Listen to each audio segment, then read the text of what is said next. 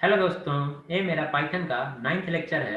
जैसा कि दोस्तों मैंने प्रीवियस क्लास में list data type, tuple data type और रेंज डेटा टाइप के बारे में बात किया था। जैसे यदि हमें 10 to 20 प्रिंट करना हो तो मैंने क्या किया था, बताया था आपको। मैं क्या ले लूँगा, एक रेंज ले लूँगा। कहाँ से कहाँ तक? 10 से 20 प्रिंट करना है। इसका मतलब क्या है, 10, 21 लिखूंगा, क्योंकि क्या मैंने बताया था, n-1। यदि आप यहाँ पे 20 लिखोगे तो कहाँ तक प्रिंट करेगा, 19 तक प्रिंट करेगा। और स्टार्ट कहाँ से ये हो, ये जो रेंज है वो स्टार्टिंग रेंज बता रहा है कि मीन्स 10 से स्टार्ट हो। कहाँ तक, n-1 मीन्स 19 तक। यदि आप सिंपल यहाँ पे आप 20 लिख देते हो, इसका मतलब क्या है, 0 to 19। और यदि आप चाहते हो कि 10 से 20 तक प्रिंट करे और बीच में क्या हो, दो दो का गैप हो, तो क्या होगा, ये 10 सबसे पहले जब लूप चलेगा तो ये 10 प्रिंट करेगा। उसके बाद क्या करेगा, इंक्रीमेंट करेगा। कितना, 2 इंक्रीमेंट करेगा, क्योंकि 2 का अंतराल जब जब लूप चलेगा तो ये कितना का इंक्रीमेंट होगा, 2 का। तो फिर क्या चलेगा, 10। उसके बाद क्या होगा, 2 इंक्रीमेंट करेगा, 12। उसके बाद 14, 16, 18। 20 क्यों नहीं प्रिंट करेगा, क्योंकि ये जो फाइनल जो है यहाँ पे दिया रहता है उससे n-1 मैंने कम ही यदि होगा, जैसे 10, 12, 14, 16, 18 जो है, 18 के बाद 19 तो होगा नहीं, क्योंकि 2 का अंतराल हो है। इसलिए कि कहाँ तक प्रिंट करेगा, 18 तक प्रिंट करेगा। और मैंने बताया था लिस्ट डेटा टाइप के बारे में कि इसमें क्या होता है, हेट्रोजीनियस टाइप के ऑब्जेक्ट को ले सकते हैं। यहाँ पे इंसर्शन ऑर्डर क्या होता है, रिजल्ट होता है। और इसमें डुप्लीकेट्स वैल्यू अलाउड हैं।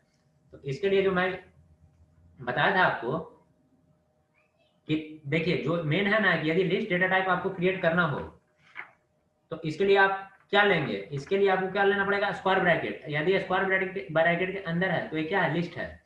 ओके। और देखिए, मैंने बताया था क्या, स्क्वायर ब्रैकेट की value should be enclose with in square bracket, जब लिस्ट बनाएंगे तब। और टपल में देखिए, टपल मैंने क्या बताया था, इम्यूटेबल नेचर का होता है।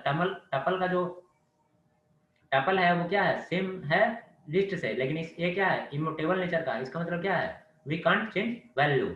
इसमें आप वैल्यू नहीं चेंज कर सकते हो। यदि मान लेते हैं एक मैं टपल क्रिएट कर लिया और मैं यदि चाहता हूं कि उसका जो एलिमेंट है वो चेंज कर दूं, तो ये ऐसा संभव नहीं है टपल केस में। और ये भी है जो हेट्रोजीनियस टाइप का ऑब्जेक्ट को, एलिमेंट को स्टोर कर सकता है। और इसमें मैं बताया था कि हेट्रोजीनियस तो हो ही सकता है, डुप्लीकेट वैल्यू भी अलाउ है। अब चलता हूँ रेंज डेटा टाइप, तो मैंने बता ही दिया, ये भी इम्यूटेबल का है। यदि आप इसमें चाहते हो कि यदि आप जैसे मान लो दे दिया मैंने रेंज ऑफ 10, और यदि आप चाहते हो कि जो रेंज है उसके जीरो इंडेक्स पे मैं कुछ असाइन कर दूं, तो ये भी संभव नहीं है, क्योंकि ये क्या है, इम्यूटेबल नेचर का है। मीन्स इसमें आइटम असाइनमेंट अलाउ नहीं है। तो मैंने जो प्रीवियस लेक्चर था उसमें मैंने थ्री डेटा टाइप के बारे में बताया था। जो आज का जो दोस्तों टॉपिक है वो है सेट डेटा टाइप। तो सेट डेटा टाइप में दोस्तों क्या है, हम कब प्रेफर करेंगे सेट डेटा टाइप को लेने के लिए, if we want to represent a group of values without duplicates where order is not important, then we should go for set data type। इसका मतलब ये है दोस्तों, यदि हमें एलिमेंट लेने हो, ग्रुप्स ऑफ एलिमेंट्स या ग्रुप ऑफ वैल्यूज जिसमें डुप्लीकेट वैल्यू नहीं हो, और जिसमें जो ऑर्डर होता है इंसर्शन ऑर्डर वो क्या हो, प्रिजर्व नहीं हो। इसका मतलब ये है, यदि हम स्टोर कर रहे हैं किसी एलिमेंट को, तो ऐसा नहीं है कि 0 इंडेक्स के बाद 1 इंडेक्स के बाद ही स्टोर करें, जो ऐसे 0, 1, 2, 3 ऐसे नहीं। जब हम एलिमेंट डालें तो वो किसी लोकेशन पे स्टोर हो जाए। तो हम क्या प्रेफर करेंगे, तो सेट डेटा टाइप को हम प्रेफर करेंगे जहां पर इंसर्शन ऑर्डर प्रिजर्व नहीं है, जहां पर डुप्लीकेट वैल्यू अलाउड नहीं है।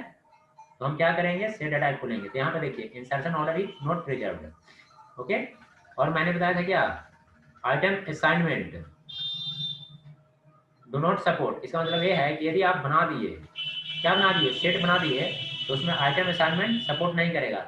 अब देखिए, जो सेट है, तो सेट में क्या करना है आपको, सबसे पहले सेट के लिए मैं क्या यूज करता हूँ, करली ब्रैकेट यूज करता हूँ।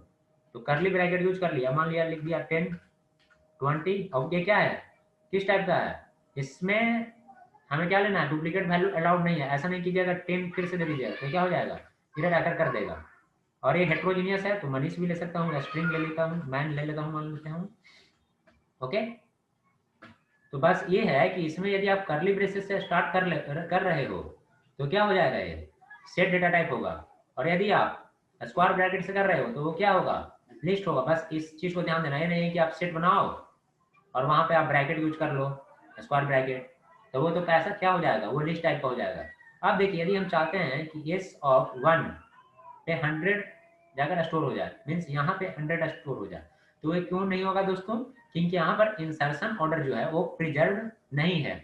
इसका मतलब ये है, यदि आप यहाँ पर तो ऐसे लिख दिए 10, 20, मैन, तो ये जरूरी नहीं है। जब ये स्टोर होगा, जब ये स्टोर होगा तो ऐसा नहीं है, ये स्टोर हो जाएगा, सबसे पहले 10 भी हो जाएगा, इसके बाद मनीष भी हो जाएगा, मैन, उसके बाद ये स्टोर हो जाएगा 20।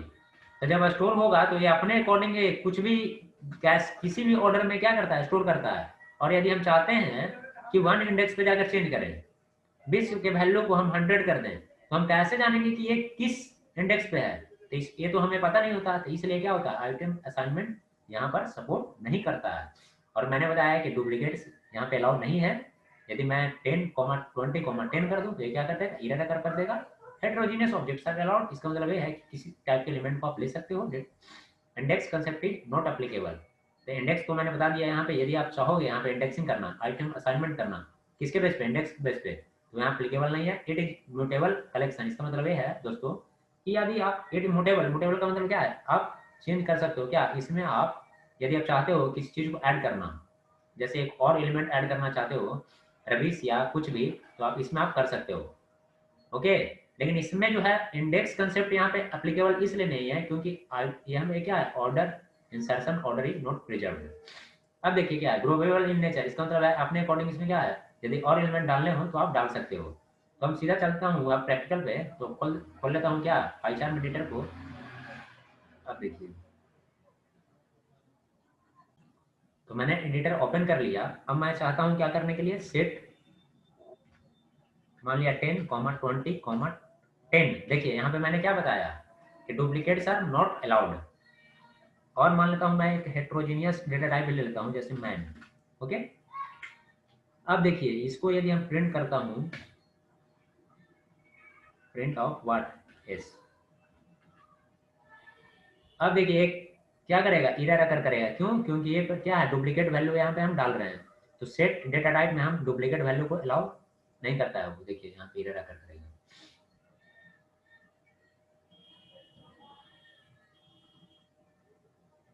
10, 20, देखिए ये क्या है, यहाँ पे डुप्लीकेट्स आर नॉट अलाउड। इसका मतलब ये दोस्तों है, यहाँ पर डुप्लीकेट्स हम वैल्यू डाल रहे हैं, लेकिन यहाँ पे क्या है, स्टोर नहीं हो रहा है। देखिए यहाँ पे 10, 20 मैन ही दिखाया। यदि आप चाहते हो, यदि यहाँ पे फिर डालने के लिए एक और 10, देखिए यहाँ पे रन कीजिए इसे,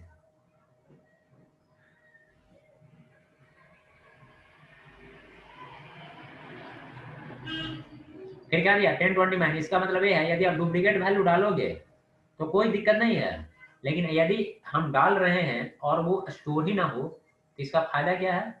इसका मतलब है इरर तो अगर नहीं करेगा दोस्तों, लेकिन ये क्या है, यदि डुप्लीकेट वैल्यू है तो वो एक ही वैल्यू को यहाँ पर लेगा। जैसे यहाँ पर 10 देखिए, 20 देखिए, और मैंने डिस्प्ले किया ना, तो इसमें इरर अगर नहीं करेगा। लेकिन यह क्या है, एक वैल्यू जो है, डुप्लीकेट वैल्यू होंगे तो सिर्फ एक ही वैल्यू को क्या करेगा, सेट के अंदर एलिमेंट में वो क्या करेगा, एस के अंदर वेरिएबल के अंदर क्या करेगा, स्टोर करेगा।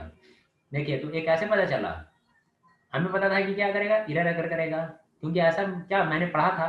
लेकिन अभी जब रियल, जब टाइम मैं यूज कर रहा हूँ, यहाँ पर क्या डिफरेंस पता चले ना, कि मैं ले सकता हूँ लेकिन ये क्या स्टोर नहीं होगा। तो मतलब duplicates are not allowed, but इसका मतलब ये है यदि डुप्लीकेट वैल्यू ले तो ये इरर आकर नहीं करेगा। अब देखिए क्या हो गया, अब मैं तो बना लिया सेट, और मैंने बताया डुप्लीकेट से अलाउड नहीं है। यदि आप देते हो तो एक ही एलिमेंट वहां पर स्टोर होगा और डुप्लीकेट वैल्यू स्टोर नहीं होंगे। अब देखिए मैं क्या करता हूँ, यदि मैं चाहता हूँ कि 0 इंडेक्स पे मैं डाल दूँ 100 एलिमेंट को, तो मैंने बताया था कि आइटम असाइनमेंट यहाँ पे अलाउड नहीं है क्योंकि हमें पता ही नहीं होता। देखिए यहाँ पे 10, 20 मैन, ये तो दोस्तों देखा शो कर दिया। अब यहाँ पे मैं चाहता हूँ, देखिए यहाँ पे 10 है ना, इसको आप लिख दो 50, 70, 60, 19। अब देखो यदि इसको आप प्रिंट करो, पहले ऐसा नहीं है कि जो जिस ऑर्डर में मैंने दिया है उसी ऑर्डर में यहाँ पे डिस्प्ले करे। देखिए यहाँ क्या दिखा रहा है, सबसे पहले 10, उसके बाद मैन, उसके बाद 50, उसके बाद 20, उसके बाद 90, उसके बाद 60। तो मैंने तो 50, 60, 90, 20, 10 मैन लिखा, लेकिन यहाँ पे क्या डिस्प्ले कर रहा है, 10 मैन, 50, 20, 90, 60। तो मैंने तो इस ऑर्डर में किया, लेकिन ये क्या कर रहा है, ये इस ऑर्डर में स्टोर किया, और मैं चाहता हूँ कि अब 60 को चेंज करके कुछ और लिख दूं, तो हमें कैसे पता चलेगा कि ये 60 जो है वो कितने इंडेक्स पे है, तो वो तो पता नहीं चलेगा। तो इसलिए यहाँ पे क्या है, आइटम असाइनमेंट यहाँ पे वर्क नहीं करता है। यदि आप चाहोगे कि एस पे 0 इंडेक्स पे क्या डाल दूँ, 100 डाल दूँ, और मैं प्रिंट कर दूं किसे, एस को प्रिंट कर दूं, तो यहाँ का एरर आकर कर देगा। क्यों एरर कर देगा, क्योंकि आइटम असाइनमेंट किसके केस में नहीं होता है, सेट के केस में एप्लीकेबल नहीं है। देखिए क्या गया, E set object does not support item assignment. Okay, अब देखिए मैंने बताया कि इसमें आप डुप्लीकेट नहीं ले सकते हो, यदि लोगे तो एक ही क्या होगा, एक ही जो वैल्यू है मल्टीपल टाइम होंगे तो सिर्फ एक ही वैल्यू वहां पर स्टोर होगा। अब देखिए क्या है, जैसे यदि इसमें कोई एलिमेंट ऐड करना चाहते हैं तो हम क्या कर देंगे, एच डॉट एड। यदि मैं चाहता हूं माँ ऐड करने के लिए माँ, ओके। अब देखो आप, यदि ऐसा ये ऐड करूंगा तो ऐसा नहीं है कि मैन के बाद ही स्टोर होगा, ये किसी भी और कहीं भी किसी इंडेक्स पे जाकर स्टोर हो सकता है। ओके, देखो अब इसको मैं रन करता हूँ, अब इसको मैं पहले प्रिंट करता हूँ ना, तब ना डिस्प्ले करेगा ये, प्रिंट ऑफ व्हाट इज। देखो क्या गया, 10 के बाद मार्क किया, देख रहे हो ना, मैंने तो ये डाला कब, ये जो एलिमेंट है उसके बनने के बाद ऐड, लेकिन ये ऐड कहाँ पर कर दिया, यहाँ पर जाके वो इस इंडेक्स नंबर पे जाके वो ऐड कर दिया। ओके, अब यदि मैं चाहता हूँ रिमूव करने के लिए, किससे, H dot remove of what 50 को मैं चाहता हूँ किससे, इस जो सेट है उससे हटाने के लिए, तो मैं डालता हूँ एस ऑफ 50 और मैं प्रिंट कर देता हूँ। देखिए प्रिंट ऑफ व्हाट एस, अब देखिए क्या है, देखिए क्या गया, यहाँ पर 50 इस सेट से हट गया। तो यदि ऐड करना हो एलिमेंट को तो एच डॉट ऐड कर देंगे, यदि इस सेट से यदि रिमूव करने हो किसी एलिमेंट को तो एच डॉट रिमूव करके जो एलिमेंट है उसको हटाना वहां पर डाल देंगे। तो ये हो गया दोस्तों सेट डेटा टाइप के बारे में। तो मैंने बताया ना, इसी को बोलते हैं ग्लोबल नेचर। ग्लोबल नेचर का मतलब क्या है, ऐड भी कर सकते हो या रिमूव कर सकते हो। अब चलते हैं न्यू शेयर नोटपैड। ओके, अब प्रोजेन डेटा टाइप में चलता हूँ कि प्रोजेन डेटा टाइप क्या होता है। तो जैसे दोस्तों ये जो है एग्जैक्टली क्या है, it is exactly same as what set except it is immutable. Okay, अब देखता हूँ, देखो यहाँ पे जो सेट है वो भी क्या क्या होता है, करली ब्रेसेस में ही होता है। लेकिन हम क्या करेंगे, सबसे पहले तो सेट बनाएंगे। सेट में मैंने बना दिया, मान लो आप 10 20 और 30। जैसे मैं बाइट और बाइट एरे का यूज किया था ना, कि तो एक एरे कर लिया था क्रिएट, और एरे को मैं किस में कन्वर्ट कर दिया था, बाइट्स में और बाइट एरे में। ये मेरा सेट क्रिएट हो गया और मैं इसको चाहता हूँ इसको मैं फ्रोजन सेट में कन्वर्ट कर दूँ। एफ इक्वल टू क्या लिख दूंगा, फ्रोजन सेट ऑफ व्हाट, ये क्या है, ये जो सेट है किस में स्टोर हो रहा है, एस नाम का वेरिएबल में, एस लिख दिया और मैं ऐसे कर दिया। तो ये क्या किस में कन्वर्ट हो गया, जो ये सेट था वो किस में कन्वर्ट हो गया, फ्रोजन सेट में हो गया। और मैं यदि टाइप देखूंगा टाइप ऑफ एस, तो क्या डिस्प्ले करेगा, ये डिस्प्ले करेगा फ्रोजन सेट। तो अब चलते हैं डायरेक्ट प्रोग्राम के अंदर। तो बस मैं पाइचार्ट को ओपन कर लेता हूँ, इसको मैं हटा देता हूँ। अब देखिए ये जो था ये सेट था और मैं चाहता हूँ इसको क्या करने के लिए, कन्वर्ट करना चाहता हूँ फ्रोजन सेट में।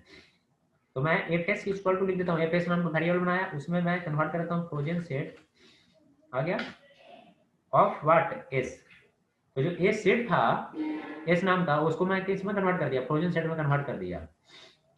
और मैं प्रिंट करना चाहता हूँ कि जो एफ एस है वो किस टाइप का है, प्रिंट ऑफ एफ एस। अब देखो प्रिंट क्या करेगा, ये क्या लिखा रहा है यहाँ पे, फ्रोजन सेट। ओके, तो जो एफ एस है वो देखिए यहाँ पे मैंने प्रिंट किया, और इसका टाइप देखना था ना पहले कि किस टाइप का है, ये तो साथ में दिखाता ही है, print of what type of what F S.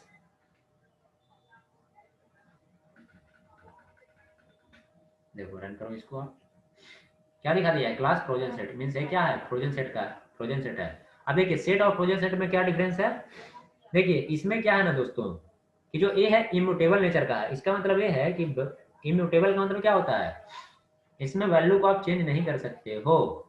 Okay, object create करने के बाद जैसे ए इसमें फ्रोजन सेट में डाल दिया और यदि चाहते हो कि इसमें ऐड कर दें तो ये अप्लीकेबल यहाँ पे नहीं है।